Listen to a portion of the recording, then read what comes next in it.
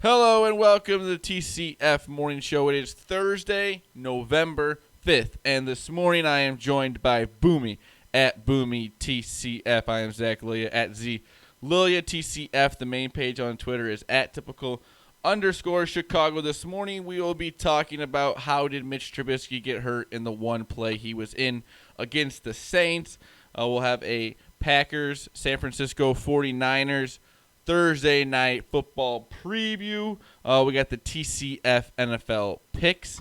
We also have a little MACtion. MACtion is back. We will, I think, have football 7 days a week from now on with the MACtion going on, which is exciting. Gold gloves were handed out in Chicago on a weird night to have that gold glove ceremony. And then we will end the show with Boomy's Wacky web story. Also, we'll have Maddie in the TCF NFL Picks. Like always, we are thankful for Gamer last week. I think he had a better record than all of us. Yeah, he won the week. He went. But we're not going to have that special guest back. That's even if you come up and you upstage us on our show, we're not inviting you back. If you want to follow the main page on Instagram, it's Typical Chicago Fans, and Facebook is Typical Chicago Fans. Also, give us a follow on both of those. Go over to the YouTube page. It's Typical Chicago Fans. Please subscribe on there. We all our morning shows, food reviews, interviews, all that stuff we do on there. If you want to go follow the podcast version of the show, we do the show and the podcast. We go into Apple. Subscribe, rate, and review if you go on there. And if it's anywhere else, please just type in Typical Chicago Fans. You will find us on there. We have a big guest coming on this week on the it's episode 86 of Typical Chicago Fans, the podcast.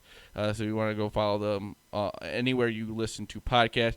Shout out to 26shirts.com Chicago. Type in the promo code Typical Chicago Fans at checkout. You will get 15% off of your purchase.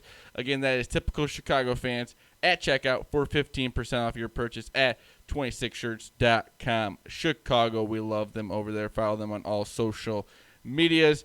Boomy, how are you doing on this Thursday? Doing great, man. We're over halfway through the week. It's been a crazy, chaotic week for everyone that's been paying attention to the election. But we're on the downslide, so the weekend is just around the corner. The weekend. The weather has been nice around here lately, but it can always turn quickly. We are in Illinois, but Boomy, I'm not a fan of the early nights. I guess it would be the sun going down at 4:30. The sun going down. Yeah. I mean, I left the gym at 5:20 and it was pitch dark. I don't like that at all. We've teed off for 9 holes later than 5:30. Ruined golf. That's all I gotta say. Yeah. Oh yeah. So not excited about that, but we will work through that. We'll be back to a nice little 7. Was it usually about 7:30 when the sun would go down at its best? At its best, there was one night I remember it was 8:45 and I could still see around my yard. I love that. But it'll be a while till we're back to those points. So it's nice, I guess. I get up a little earlier. I'm not a big fan of it, but it's a little brighter in the morning. But that was your what is it? I always forget the name of the time change. The autumnal equinox. What? I was talking about like daylight savings time. I don't even know what you just said. I don't know if that's accurate, but there's something about the equinoxes I think that it's kind of based around. The more you know. But let's get into... I'm probably wrong, so it's not the more you know. Let's get into subjects that we actually know about. Bears are going to be without their backup quarterback, Mitch Trubisky. He got hurt against the Saints in the one play that he was in. I think he hurt his shoulder. He's going to be out at least 2 weeks, which is not good. For the fact that I don't know who our backup even is, Tyler Bray. Yeah, I think so. I don't think that Nick Foles has made it through like 11 games in his whole career straight. Yeah, that definitely sounds right. I don't know if that is, but it definitely sounds like it, right? Yeah, and it was weird. Like you said, he was literally in for one play, and it was this weird little him running the ball off to the left side that gained like Not 3 good. yards. It wasn't even like he got leveled. It was just a No, regular tackle. We didn't even know about it till today. Oh no, that game was freaking Sunday, man. That was like forever ago. And obviously with the election, it feels like it was like over a week ago. But yeah, he'll be out. What'd you say, 2 weeks? At least 2 weeks. They better hope that they can keep Mitch up on his feet. And the way line is wrong quarterback. You mean Nick Foles? You can keep. That's what I said, wasn't it? You said Mitch. Oh, well, if you can keep Nick Foles on his feet, and like I said, I don't know with that line how much you're going to bank on that. You better hope that he can stay healthy, because if not, Tyler Bray is probably worse than Chase Daniel right now, who might get a start this weekend. But oh yeah, I seen that Matthew Stafford has been put on the reserve / COVID list. So. They said that they do believe he'll play, but yeah, I think if he tests negative for at least the next 5 days, he will be able to play on Sunday. So you're hoping for that. But, yeah, we will be without Mitch Trubisky for this week, or at least the next 2 weeks. So we'll have to really, really hope that an offensive line that has not been very good all season can keep Nick Foles from being hurt at any point throughout the next 2 weeks, because we don't know what will be coming in as the backup quarterback. But let's move on. Like you said, we got Packers, 49ers, Thursday Night Football. It's most likely going to happen as of right now. There's some COVID problems on the 49ers side of things, but I think that they'll be able to play. The Packers have traveled, so that I think that the game will go on. And I don't see the 49ers having much of a chance here. They're without quarterback Jimmy Garoppolo for at least like 6 weeks. George Kittle's out for at least 8 weeks, which is pretty much the season. And their defense is banged up, not having Bosa. I just don't see them coming out and being able to handle this offense that is really looking to get a W this week. Yeah, and there was also, I believe they put 3 more guys today on the COVID list. So one was a wide receiver. I think another was a linebacker and maybe a defensive lineman. I was trying to find the tweet. I can't find it right now. But, yeah, this is a game that even Jamal Williams is the only Packer that is tested positive. He will be out Thursday. They said if it was a Sunday game, the chances of him being able to play in that would have been much better. But, you don't really worry about that right now, because they have kind of moved Aaron Jones back into what they've had him in the last couple of weeks, which is game time decision. So it makes you feel like, as a Packers fan at least, that he's close. Him and Bakhtiari will both be game time decisions. Those are going to be huge if you have no Aaron Jones or I guess I said Jamal Williams. I'm sorry, I meant A.J. Dillon was the only positive test. So you'll go into the game with really just Jamal Williams as your only running back.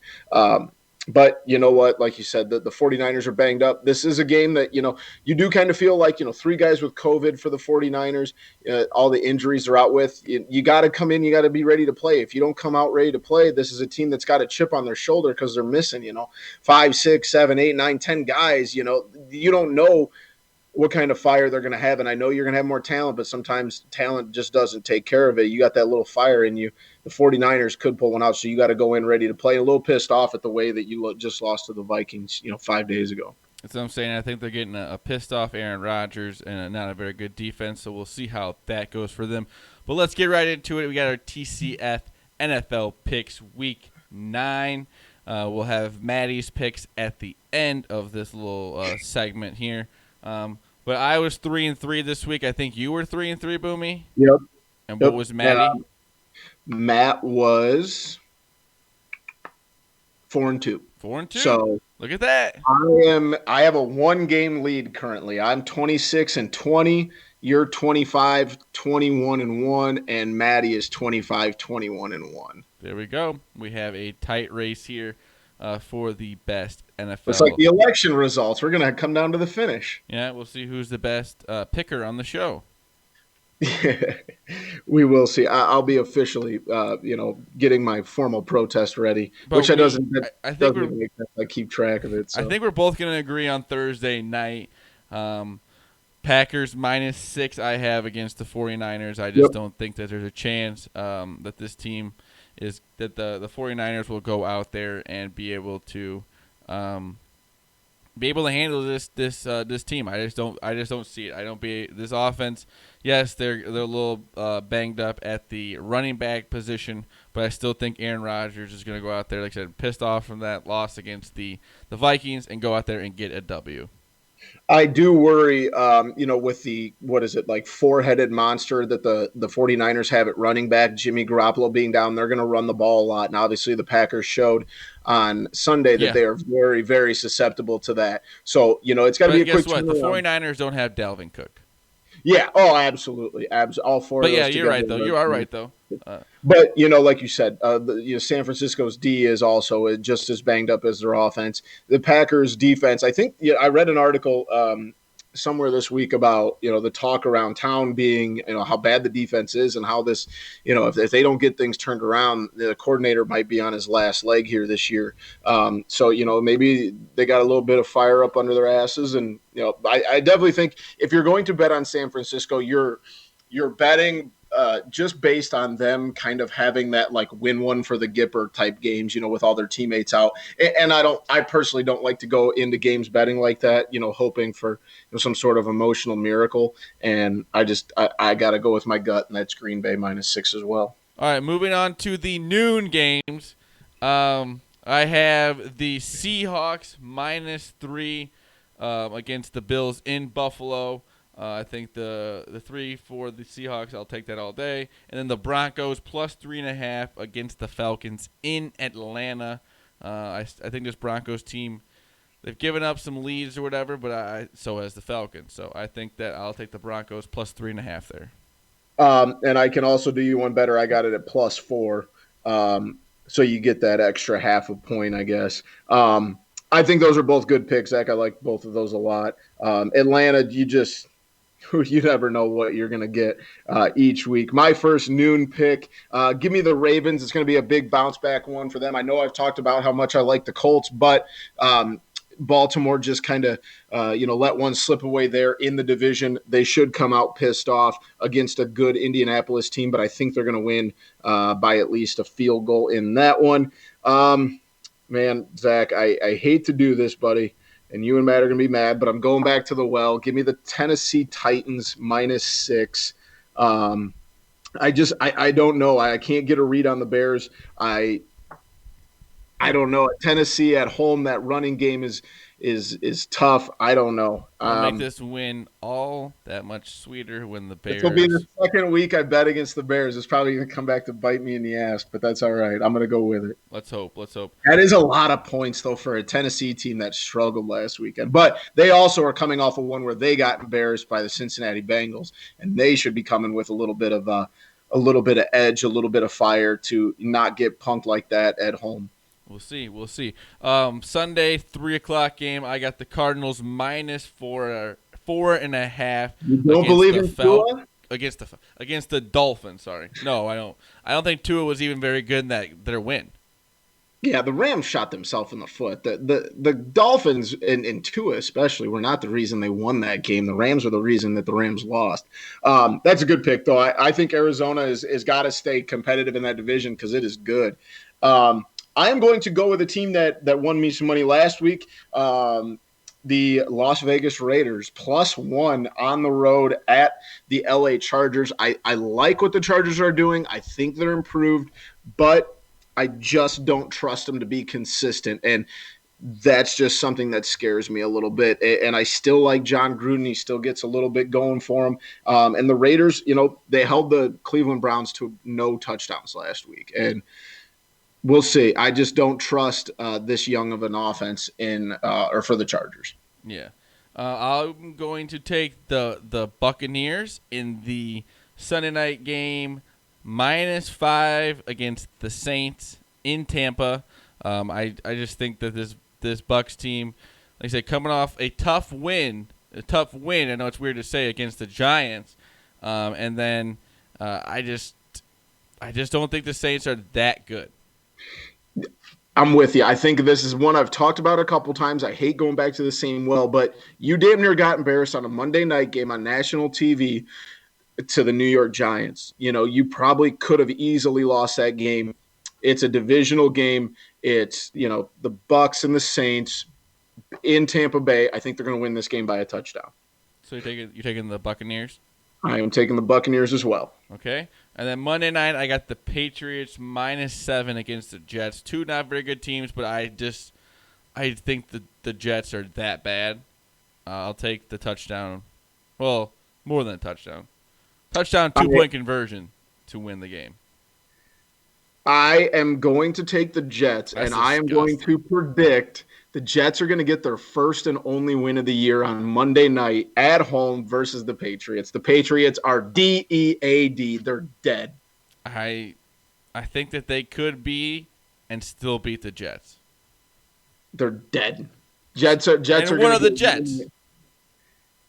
Oh, the Jets are dead, buried underneath the stadium, decomposing, and are in a drum of oil right now. But it's not. It's not like a crazy thing you just said there, Patriots to be dead this early. The Jets are used to it. They've been dead this early in the season since like 2008. All right, this is nothing new. They're used to it. Very. But we will put Maddie's picks right here. All right, I couldn't make the recording again this week, so doing the video again for the picks segment of the show. Thursday night game. It's going to be interesting if it actually gets played because COVID seems to be shutting down the 49ers facility. So sounds like the game's supposed to go on as they originally scheduled. I'm not sure how that's going to help in prepping off a loss, but we'll see. Especially against a good team coming off a loss. I'm going to go with Green Bay -6 here in this one on Thursday. I think it's a lot to ask for San Francisco to turn around after a tough game last week, and then the COVID issues that they're dealing with now right before the game. So going to be a problem there. Sunday at noon, Giants +3 against the Redskins, or excuse me, the Washington football team. They looked okay versus Tampa on Monday night. Tampa's a solid team, obviously. Some ways, it looks like Joe Judge is starting to look like he may at least be able to make a positive impact on this team.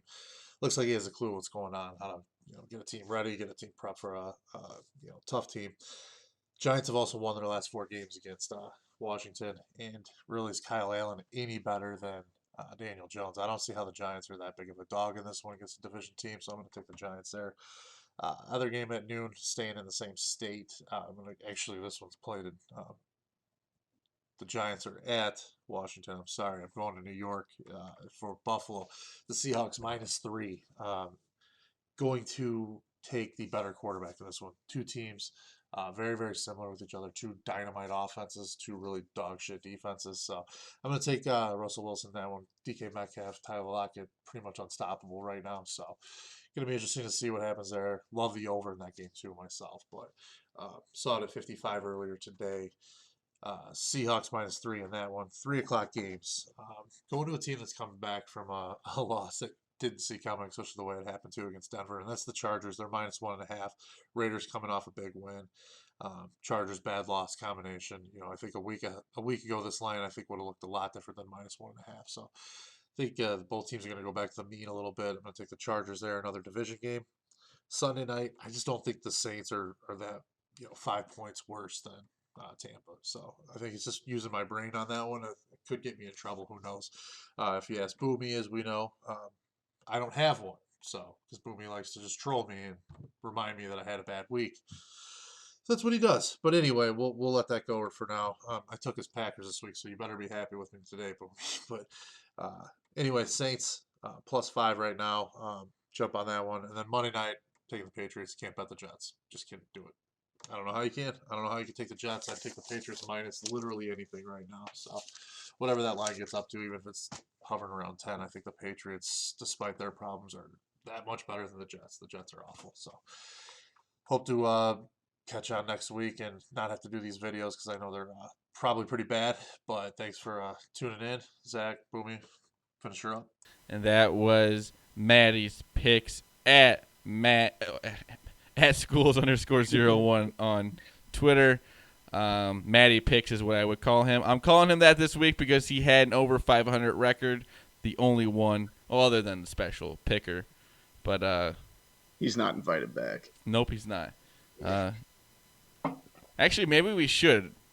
Yeah, I was gonna say maybe for the listeners that want winners, maybe we should invite him back. But that was our TCF NFL Picks Week 9. We hope all of you win money. We're hoping to win money. Like I said, we got a tight race here. I think Boomy's up 1 win on me and Maddie, so we'll see how that goes. It's kind of fun that it's going to stay close, hopefully throughout the season. But let's move on. Don't worry, I'm going to fall off real quick. By the end of the year, I'm going to be down about 8 or 9 games. I already know it's coming. Let's hope not. But let's move on. We got MACtion back tonight. It is nice. We got some Wednesday football to look forward to. I think Tuesday also will be involved maybe in the next few weeks here on MACtion. Love it, love it, love it. Keep football every single day now that we only have football to watch right now. I love it. I love the MACtion. It's fun. It's fun football to watch. I mean, it's just, like I said, unfortunately for Boomy, NIU. Hey, we're only down 5, and it's almost halftime, so we're not out of it yet. That's the thing about MACtion. Everybody is always in it. I love it. I love it. Unless you have those outlier years where, like, NIU goes to the Orange Bowl or Western Michigan goes to, one of the big games. Other than that, those other years, it's always wide open. I think I'd rather watch MACtion than some of the Power Fives. I'm with you, dude. I'm very much with you. At least more competitive. Yeah, I'd rather watch those Power 5 conference games. They just get ugly. Oh yeah, give me Akron and versus Kent State any day of the week compared to like Tulane. And they're geniuses. Tulsa. They put it on a Wednesday. They're geniuses. I love it. MACtion is back. Make sure you tune into that. It started yesterday, last night. I think there was like 6 games going on. All 12 teams played in the conference. Love it, love it, love it. Like I said, MACtion will be going on like Tuesday, Wednesdays, I think. Maybe some Friday games throughout the season. Love it. I just love to see that. And then we got Thursday night football. And then we got Saturday. We got Friday. I mean, there's football, I think, 7 days a week from now on. Yeah, I think you're right. It depends on how many MACtion games are on Tuesdays versus Wednesdays. But, yeah, we're looking at a possibility of 7 days a week, man. Something to gamble on every day of the week. I love it. I love it. I love it. I think Barstool's bet that they have on their sportsbook is awesome. I think it's like turnovers and missed field goals. Turnovers, missed field goles, and blocked punts or something like that. I love it. I love that. I can't wait for that to be legal it's legal to gamble in Illinois, but for that sports book, that app to be available in Illinois because they have some very cool prop bets that I love. They gotta get live betting though. What? They got to be competitive in the market right now. They have to be able to add live betting, which I don't think they have right now. I think they do. Oh, really? I'm pretty sure they do. I thought I read somewhere that they didn't have live betting. I would think so, but either way, I love the props, and they're just props that no sports book in Illinois has right now. Yeah, they have fun with it. Love it. We got some gold gloves here in Chicago. Luis Robert got a gold glove. Javi Baez got his first gold glove. Well, so did Luis Robert because he is a rookie, which is awesome. He's a great outfielder. And then we also have Anthony Rizzo. I'm not sure how many he has. 4? I think so. I kind of was confused of why Javi hadn't got one, but I think this is his first actual year sticking in one position too, isn't it? I don't know how much outside of shortstop he played last year. I'd have to go look at it, but yeah, it is nice. It's unfortunate that it's taken Javi this long, but shortstop is obviously the most difficult position to pick one up at. Rizzo, very deserving of it over at first, and Luis Robert, which is crazy. Luis Robert has played in 56 Major League Baseball games and already has a gold glove. That's awesome. That's awesome. So good for him. And then he's good out there too. Oh, 100%. Kid's a vacuum. And then Alec Mills was nominated for an award, and Nico Horner, I believe, was also up for an award on the north side. Yep. And then we also have Darvish is up for a second, though. The MLB and Rawlings has got to be the dumbest entities in the world. Why are you doing that on election night? That's the dumbest thing I've ever heard. Yeah, not smart. We also have Yu Darvish. He's a finalist for Cy Young. And I think David Ross is also a finalist for Manager of the Year. Yeah, and so is Ricky Renteria. Yeah, that'd be hilarious. I actually really I hope that want happens. that to happen so bad. They have to bring him back just to give him that. That'd be awesome. That would be great. But Boomy, do you have a wacky web story for us? I sure do, buddy. And this goes to the people that you spend a decent amount of time with, the Wisconsinites. When I go there, yeah. When you're up there, my grandparents have a cabin there. Well, let's not say I'm spending a lot of time You spend more time there than I have. That's all I was trying to say. And yeah, I'm sure this might be even something that you've seen before. But have you ever heard of Clayton, Wisconsin? Have you ever driven by Clayton? I'm guessing. I don't know. Okay. Well, either way, I'm not a very observant person. Yeah, I think everyone that's watched the show knows that, but that's all right. I can't say much about myself either. The Wisconsin State Police have pulled over a man for hauling a snowmobile back to his house, which is probably not uncommon at all in the state of Wisconsin. People go up there to snowmobile a lot. The only reason that this is a horrible idea is this man had it strapped to the top of his Toyota Corolla. If you know anything about cars, Toyota Corollas are not very big, and this thing looks like it was made in about 1991. How did he get it up there is the real thing. So the car is like this, the front end here. The snowmobile is on top of it sideways. How is it not crushed? I have no clue. And he's got this thing strapped in. They pulled him over on Highway 63 in northwestern Wisconsin on Sunday afternoon. And this thing is just it must have taken like 5 guys. They just picked it up and put it there. But yeah, he strapped it down and tried to drive it home. A 23-year-old driver was issued a warning about the hauling technique and cited for failing to wear his seatbelt. So not the brightest bulb on the Did he floor. drive away with it on the top? I don't know. I think they might have let him. That's crazy. Which is incredible. That would be hilarious. He said that he had purchased – oh, no, never mind. This is something different. But, yeah, he was just trying to move it from one place to another. Didn't have a truck, didn't have a trailer. So him and some buddies just strapped it to the top of his Toyota Corolla. Do what you got to do. And this snowmobile looks like it costs about $1,800 more than this Toyota. It's not the nicest one, but this Toyota Corolla is older than you. So that'd be hilarious. So if the cops just had to watch him leave with the snowmobile still on the top of his car. They help him strap it down a little bit more. Just be safe. Yeah, exactly. Just keep this thing under the speed limit, bud. That's hilarious. But Boomy, do you have anything post-show for us? Did you? I know you're a big Coach O guy. Did you see the video of Coach O just screaming in the face of his coordinator the other day? Boomy, I don't need. What are we doing here? That's not post-show material. I'm just asking if you saw it. No. How many coaches has Florida had in the last 5 years? What does that have to do with it? Because that's why you're bringing it up, because you're a Florida fan and you're salty because you don't like Coach O. That's why you're bringing it up. No, I was just asking. Yes, it is. Shut up. And we've had 1, 2, 3 coaches in the last 12 years. I think that's true at all. In 2008. We had that guy has some great characters on that team. Won 2 national championships, didn't we? What's the cost of a national champion? What do you mean? In football? Yeah. You won 2? Yeah. Not really a college football guy, but yes, that is exactly why you brought that up. Now you're confusing me. I know it was 2 in basketball. Maybe it was only 1 in football. Yeah, I think. I don't know. That was like 12 years ago. But that's why you brought it up, because you're a salty Florida fan. LSU with a passion. But you know what? Really, truthfully, not a good look. But you know what? There's probably a lot of coaches that get mad. 100%. Nick Saban does that. It's cool. Nick Saban is probably like. You know what I mean? He's literally done that on the sideline before. Yeah, and I'm not saying it's just something like I like Coach O. I do. With his personality, but like it's something you don't usually see. Obviously, last year all you really saw was them winning and kicking the crap out of everybody. So you're seeing a little bit of a different personality now that they're struggling right now. But it's shocking. I saw it on SportsCenter today. I'm like, guys, this isn't really a big deal. Like college football coaches. Oh, you're telling me a college football coach is a little bit of a lunatic? Wow, never would have guessed that. Nick Saban does it, and it's whatever.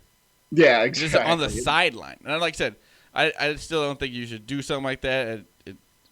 It's just like awkward to probably Especially be in I the know room he of had his that. mask on, but like COVID era, like I'm still like I can't imagine all the particles stayed in that mask because it was up and down. It's just it was just funny to see. I mean, he was And as also, they're red as not my playing shirt. well. No, oh, dude, they've given up So over 40 points. I think 3 or 4 times this year. we should. But also, Boomy brought that up because he's salty. That is correct. But thank you to Boomy at Boomy TCF. You should be at Gator Boomy. Gator fan Boomy TCF. Just make it even longer. Gator Boomy's got a little bit of a ring. The Gator fan Boomy, now you're just taking it too far. That's what you should be. I am Zach Lilia at Z Lilia. TCF, the main page is at typical_Chicago, Instagram, Facebook.